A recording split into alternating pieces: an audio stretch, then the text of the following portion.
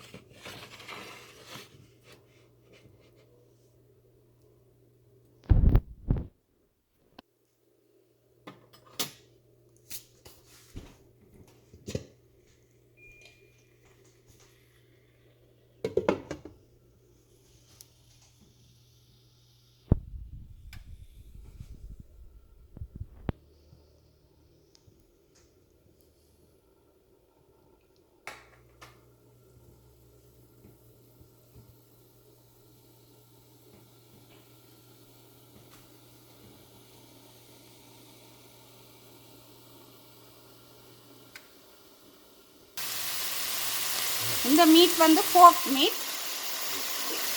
இது பாருங்க, நாங்கள் ஒரு எண்ணெயும் விடையில் ஒன்றும் விடையில் இந்த மீட்டில் இருக்கிற தண்ணியில் தான் இப்போ அவிஞ்சு கொண்டு இருக்குது. இது நல்லா அவிய விடணும் பாருங்க. இப்போ நாங்கள் இன்னும் மூடி அவிய விடுவோம். இப்போ பாருங்க, நாங்கள் மூடி இப்போ நல்லா வதங்க விட்ட நாங்கள் இப்போ திறந்து பார்ப்போம். பாருங்க, இந்த போர்க் இதுலேயே ஆயில்லையே அது குக் பண்ணி கொண்டு இருக்கு. நாங்கள் எந்த ஒரு ஆயிலும் விட இல்லை, இதுலேயே நல்லா குக் பண்ணி எடுக்கிறோம்.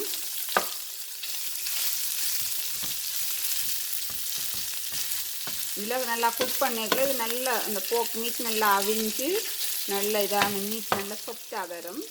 அதுக்காகத்தான் நாங்கள் இதில் போட்டு உப்பும் கரம் மசாலாவும் விட்டு அவிய விட்டுருக்கோம்.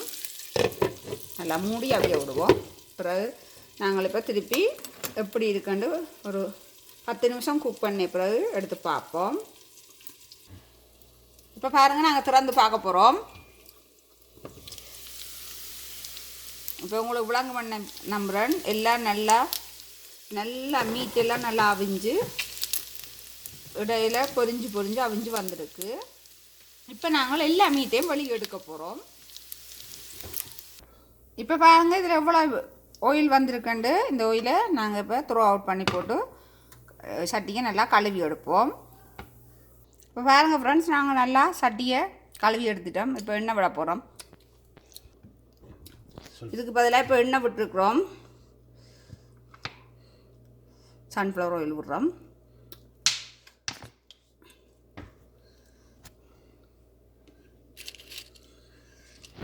இதுக்கு தேவையான பட்டை, கிராம்பு, ஏலக்காய் போடுறோம்.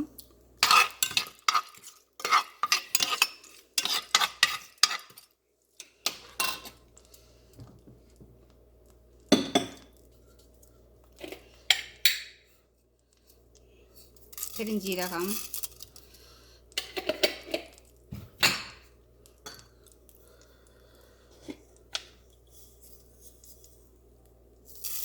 கடுகு.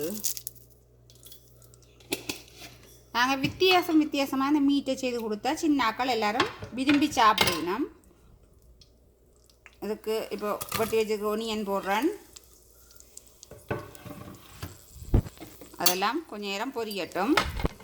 அதோடு சேர்த்து இடித்து வச்சிருக்கிற உள்ளியையும் இஞ்சியையும் போடுறேன். நீங்கள் இந்த போர்க் மீட்டுக்கு உள்ளி இஞ்சி நீங்கள் கூட பாவிக்கணும். அப்போ தான் நல்லாவும் இருக்கும்.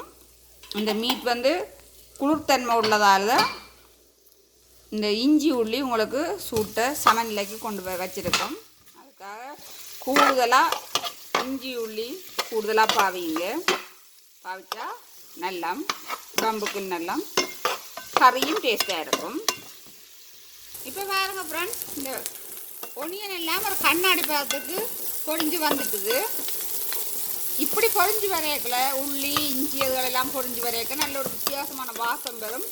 இந்த வாசம் வரையக்கல நாங்கள் இந்த ஃப்ரை பண்ணி வச்சுருக்கிற மீட்டை போடுவோம்.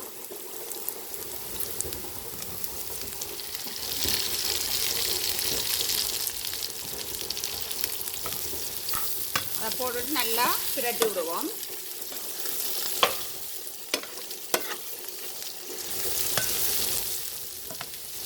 இப்படி நாங்கள் இந்த கண்ணாடி பத ஒனியனில் போடல ஒனியன் வாசகம் வந்து அந்த மீட்டில் நல்லா சேர்ந்து வரும்.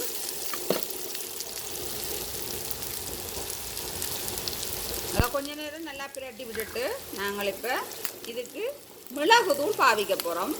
மிளகுத்தூள் உடம்புக்கு நல்லது. கறி பவுடரை விட மிளகு பவுடர் நல்லது. பிளாக் பெப்பர் பவுடர் இது உடம்புக்கு நல்லது. மற்ற எல்லாருமே விரும்பி சாப்பிடலாம். நாங்கள் இன்றைக்கி கறி பவுடர் யூஸ் பண்ணல. பாருங்க ஃப்ரெண்ட்ஸ், இப்போ நாங்கள் எல்லாத்தையும் நல்லா பிரட்டி எடுத்து விடுவோம். எல்லா மீட்டிலையும் இந்த மிளகு பவுடர் சோறணும். இப்படியே இதில் இருக்கிற எண்ணெயில் சேர்த்து பிரட்டி பிரட்டி பொரிக்க விடுவோம்.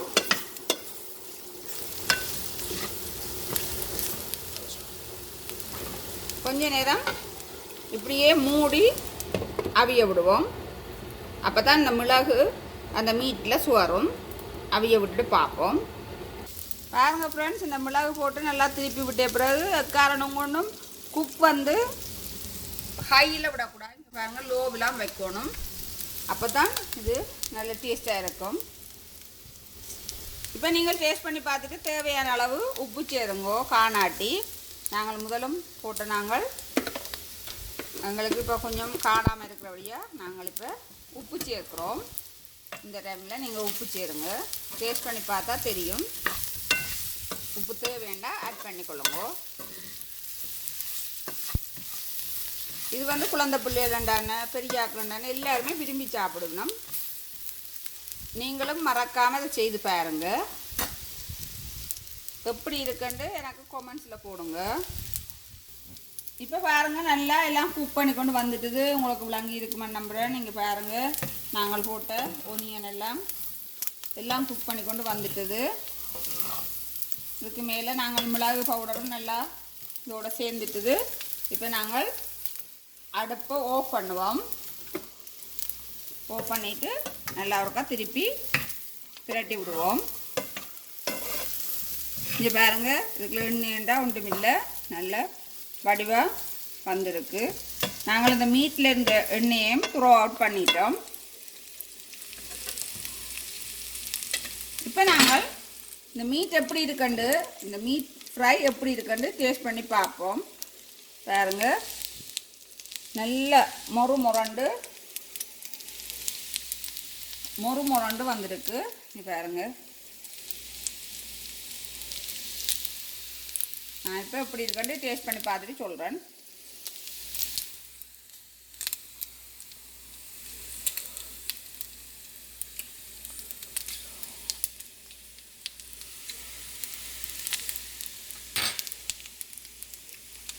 நல்ல சூப்பராக இருக்குது.